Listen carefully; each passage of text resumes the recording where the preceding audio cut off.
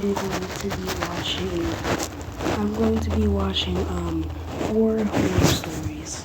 So first we're going to watch four horror stories animated.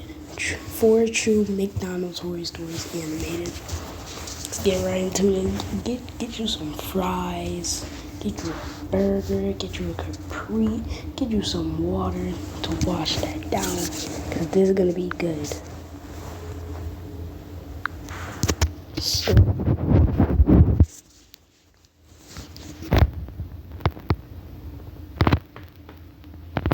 I can't even hear it.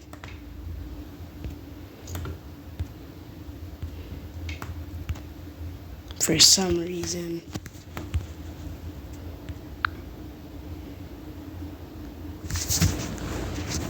That's weird.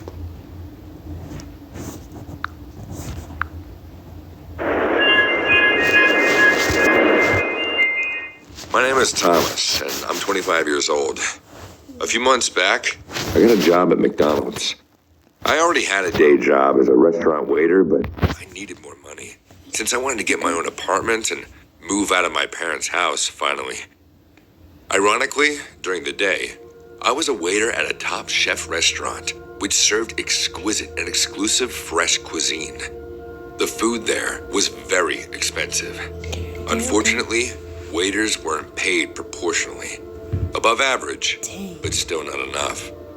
All due respect towards you other commoners who can't afford anything beyond Big Macs, double cheeseburgers, and chicken nuggets. In any case, I wasn't going to work at McDonald's every day. Well, in fact, I wasn't going to work during the days at all, since I was taking the night shifts. Most of the time, I was taking orders from people who were using the drive-thru service, being served in the comfort of their own cars. The first weeks went by, and overall, it wasn't anything that I wasn't expecting. Even during the nighttime, I knew I had to attend a generous amount of customers. A few of them were sketchy, verbally aggressive, and menacing, while others were visibly drunk, which is the... Hey, hold up. But they probably, bro, this is what I'm thinking by aggressive. Like, they probably were roasting him for no reason, just because they wouldn't give him his food. Last thing you should be when driving a car, but I would say 60% of the people were easygoing and nice to serve. After a couple months, I got a customer that was definitely particular. It was a woman, maybe in her late 40s. She was good looking with big blue eyes. She had a big smile on her face. Short blonde hair. The woman was very nice and talkative. She even gave me a tip, which is not common, to be honest. She simply ordered a cheeseburger, a Coke, and a small bag of fries. So far, nothing weird about this. The thing is, the woman returned exactly 1 week later. But this time, she looked very different, including her attitude. She was dressed like a gothic woman, including...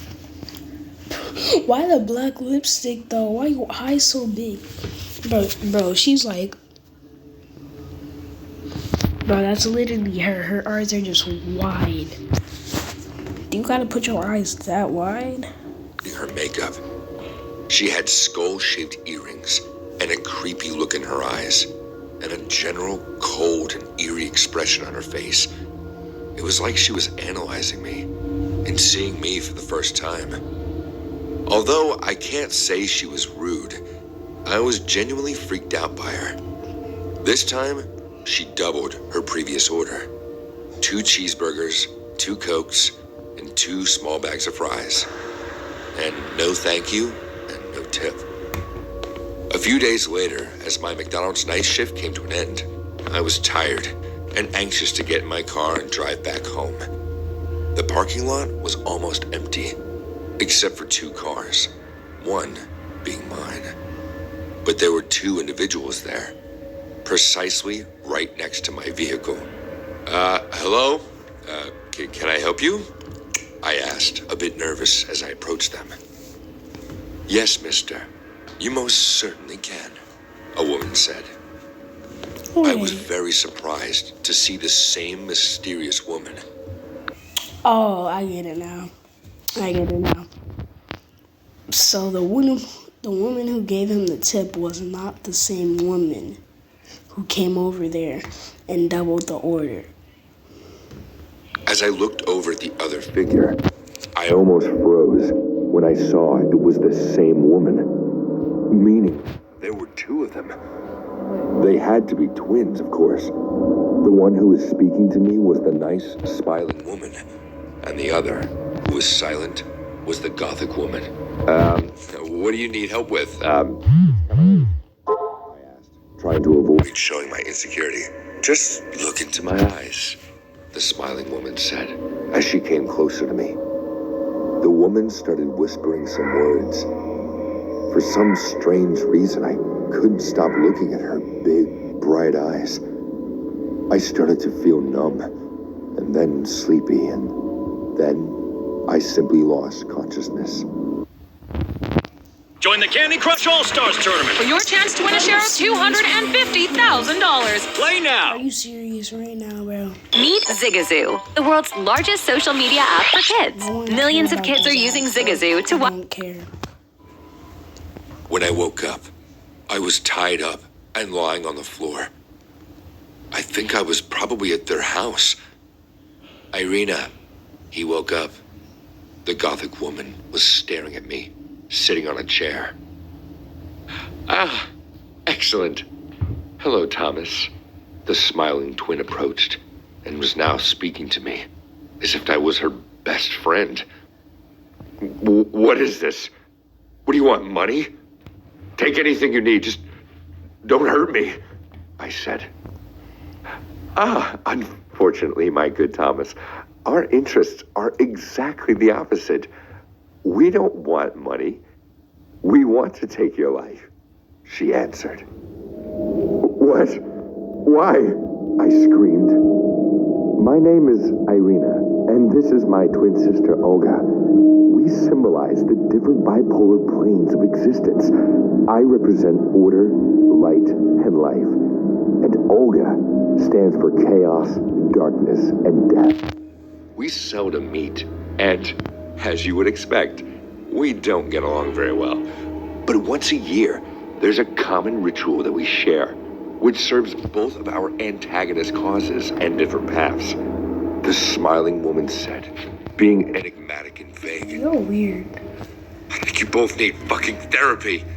Just let me go, please. I won't say anything, I shouted. You will be set free soon enough. How does the order and chaos meet? By taking a life. Because life itself needs death in order to progress in time and space. So we are going to kill you, Thomas. And then we will mix your flesh with the hamburger meat. What? You understand the sacred meaning of this, right? The cycle of life and death. Your flesh will be feeding hundreds of homeless human beings, hence contributing to the existence of their lives. While at the same time, you will free the world of your own life. Irina's explanation was insane. You're crazy. Let me out! She was good. Help! I started to scream like a maniac. Just a few more moments, Thomas. Embrace your place in the wonderful circle of life. Olga is coming with a knife, Irina said. I could feel my heart beating inside my chest. I couldn't listen to my own breathing. I wasn't even shouting anymore. This would be I saw I would Olga, just be the gothic scratching sister, the ropes till they come broke. closer with knife in hand. Just kidding. But then, the unexpected happened. Olga stabbed Irina in the throat. Irina's big eyes were as surprised as mine as she looked towards her sister. Olga spoke. I'm so sorry, my sister. Our partnership is over. Tonight, chaos wins and rules alone. And you have to admit, you didn't see this one coming, did you? That's why I always win. Irina fell and died within a few minutes. Dang. Before leaving, She is savage. Olga whispered to me, You were saved by chaos. Never forget this. Goodbye. Then, the Gothic sister left. Were you gonna leave her? The next day, I was found by my colleagues, and they called the cops. I told them what happened and repeated my story to the police. Dang. Olga was never found. I guess she was right. Chaos always wins. You know, Dang, I'm that going. was This app is called Life 360. It'll send you notification like when I leave school or when I get to practice. There's even crash detection for when I start driving. Handy from being so, That's crazy. Story 2. The hunger to make some extra income drove me towards a part-time job at McDonald's a few blocks from my house. It didn't cost me extra money to close from work as an editor in a publishing company and arrive for my night shift at the fast food place. So as long as I was willing to work without any complaints, they were willing to hire me. I convinced the manager to assign me to the night shift permanently, and it posed no problem whatsoever. My routine was always the same. Wake up each morning, cook, prepare for the day, and arrive at the publishing house by 8 a.m. Once the clock struck 5 p.m., I rushed out and found my way to the fast food place. After closing at 9 p.m., I trekked down the few blocks that came before the condo where I lived. The sad part, however, showed up in how tired I was every evening. Of course, it wasn't easy for a person to spend more than 12 hours outside their home each day. If things went well, I hoped to make enough money to cover my debt within 2 years and then take a rest. But that drive didn't compensate for the stress that overwhelmed me every once in a while. Other times, I loved the urge to cook or eat. Perhaps this could explain the indifference I felt one night after closing. I was on my way home, 2 blocks from my condo, when I heard footsteps behind me. They were silent and subtle, almost like the person wanted me to notice them, but also didn't want me to. I didn't look back for a while, but when the perfect blend of the silent steps and darkness indulged fear in me, I turned. Almost as soon as I did, my eyes caught sight of a shadow. Whoever it was, he ran down the neighborhood, and my impulse caused me to run after him. Why would you run after When I got him? nearer to the end of the block without catching up, I turned back and chose to return home. You just keep walking. But I found myself turning back to look and make sure that no one was following me. I hated the fear that little encounter Why would you planted just in me. keep running? When I got home, I double-checked my locks and shut all the windows, even the windows in my room. I cuddled with fear in my bed that night, hoping against all hope that what I encountered earlier was nothing more than an expensive joke my mind played on me. I slept it off. I don't think that was a joke. Sleep must have erased the memory of the previous night's scare, because when I woke up the next morning, I'd forgotten all about the chase and the mysterious stalker. I followed my usual routine and got ready for work. By 8 a.m., I was at my desk in the publishing house. By some minutes past 5 p.m., I arrived at McDonald's for my night shift. I didn't expect anything extra for the day. Customers trooped in and out as usual. But around 8 p.m., almost 3 hours after I arrived, I noticed a seat that was still occupied. I called the attention of one of the workers, and he agreed that the man who occupied the seat had been there even long before he arrived. It piqued my interest. Not because he looked homeless and shabby, but because every time I turned to look at the man, he looked away, like he had been studying me the whole time. I decided to do something about the whole weird situation and report to my manager. But because we were near closing hours, he resorted to leaving him. My lazy-ass manager concluded that he would leave after the shop closed and that he wouldn't hurt anyone. To be honest, on the call, it felt like he didn't want to be bothered with whatever he was doing that evening, so I let it slide. True to what my manager said, once the closing hour arrived, the man left without being cajoled, although he didn't order one thing. I also left and started my journey back home. I wouldn't have remembered what happened to me last night, not if it didn't happen to me again. I was not far gone when I heard the same footsteps behind me. Look, Slow and subtle, as though the person wanted to, and also at the same time the didn't second want to time be this noticed. happens. I turned sharper than I did the night before and didn't wait for the individual to run. I ran in their direction in the dark. but the person was smart too. Took to his heels and hurried off ahead of me. I didn't catch up with After him in the that, end. if he I does it loathed again, how tiredness had reduced me to the weakest version of myself. If it were any other day, or a day when I didn't have to work all day, I would have caught the man. But at least I was glad to have caught on to something. The person wasn't young, and they always ran in a zigzag manner. The next day, when I arrived at McDonald's, I was surprised to see the man that lingered the previous day in the same spot again. Maybe if he didn't pester the customers with his eyes and mannerless drools, I would have left him. But he caused so much pain just by sitting there that I had to alert my coworkers. That's crazy. The man refused to budge. I saw the frustration in the eyes of all of us and decided to lend a helping hand. I had once volunteered at a refugee camp, and so I had some knowledge of handling weirdos. I spoke with the man, and as soon as I did, he reasoned with me and agreed to leave with just one clause. Please, see me out. I nodded and followed the man as he exited the building. I shouldn't have laid my guard down. But how could I have known that he carried a dagger with him? We were barely outside when he retrieved his hand from his coat and thrust the sharp tool into my stomach. I screamed and fell to the ground. My coworkers came to me while I watched the man run away in a zigzag manner. I should have known. He was the stalker.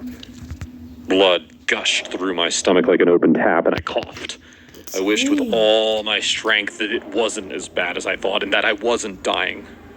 But my eyes closed and my body surrendered to oblivion. Thankfully, I opened them again a few hours later.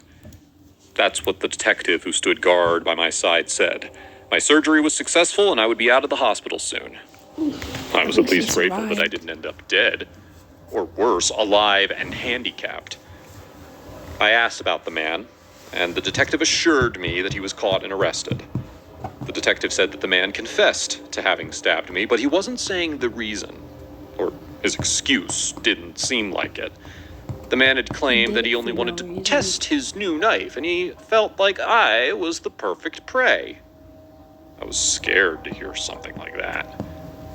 I told the police about the stalking, and the evidence made me know the man was the same. He took my statement and assured me that the man would pay for his crime. I thanked him for his efforts. 2 weeks later, I was discharged. I still didn't give up my job at McDonald's. Even though I worked under constant fear, I had a mountain of debt to clear.